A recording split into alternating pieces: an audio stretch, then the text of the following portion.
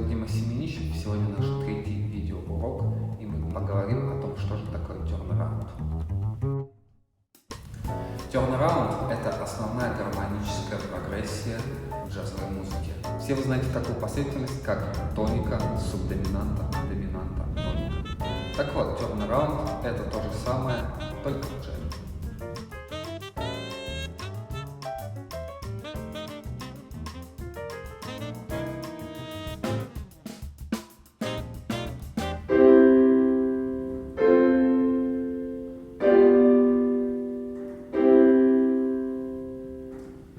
Возможно, все вы уже ненавидите эти последовательности из курса сольфеджио, но это основа всей классической музыки.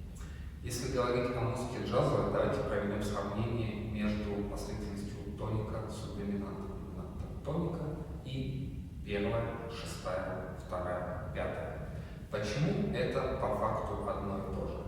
Ну, смотрите, во-первых, они начинаются с одной и той же первой ступени и заканчиваются доминантой, которая снова разрушается в тонику.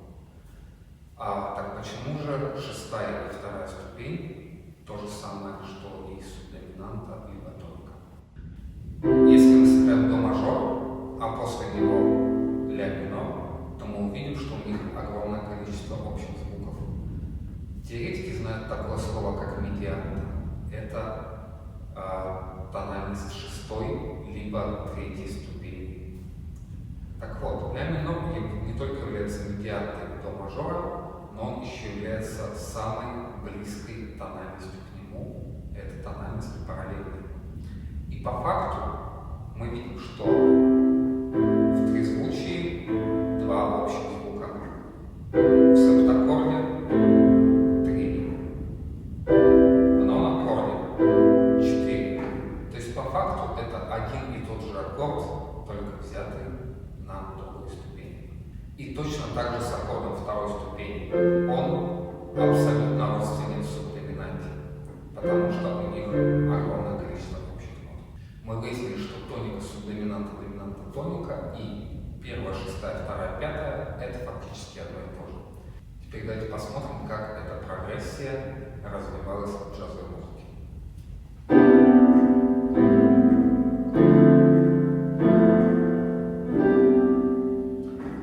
Если взять аккорды этих ступеней внутри до мажора, то мы получим мажорный аккорд, минорный, минорный и доминантный. Доминантный аккорд мы можем заменить тритоновым. То есть в данном случае вместо соль септа взять ре бемоль септ. Как это будет звучать?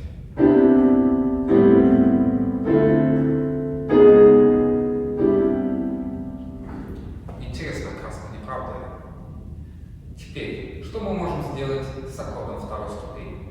Многие из вас знают такое понятие, как двойная доминанта, то есть доминанта к доминанте.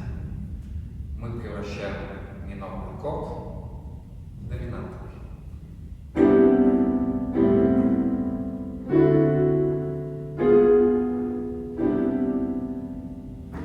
И тут же наша последовательность начинает играть совсем новыми красками. А теперь давайте его тритоново заменим.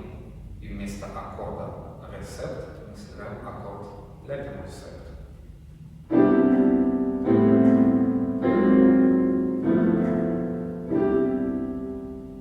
А теперь вместо аккорда соль септ сыграем ре бемоль септ.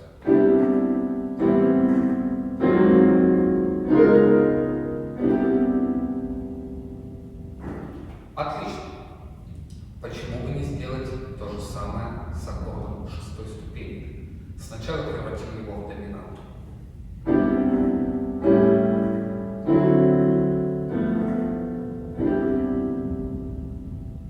Потом тритоново заменим.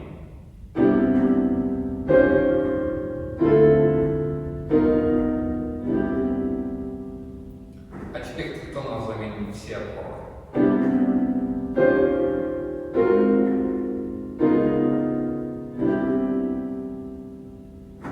Помните, с чего мы начали? И к чему пришли?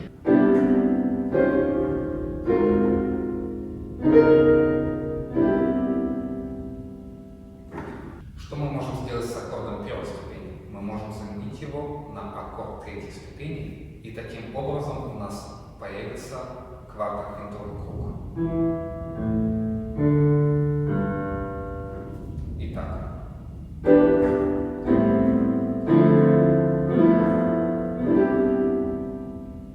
А теперь проведем с этим аккордом все те же изменения. Сделаем все аккорды доминантами.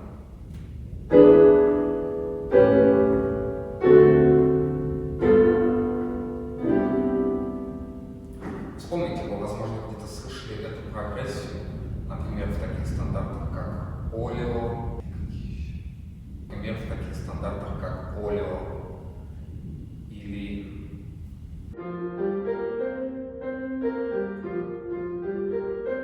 такого типа стандарты называются ритм ченджи, и в средней части бридж ритм ченджа вы видите такую последовательность аккордов, как третий сет, шестой сет, второй сет и пятый сет. И по сути это один из вариантов замены тернараунда. А теперь давайте первый аккорд заменим тритоновым. И что мы получаем?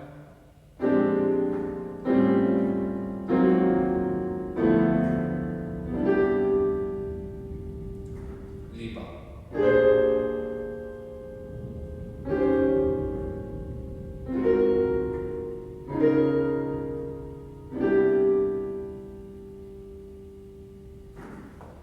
смотрите, как далеко мы ушли от исходного звучания.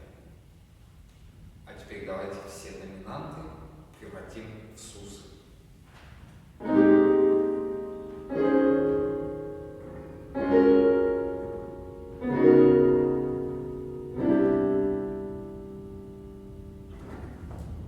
И не поверите, это тоже тернараунд.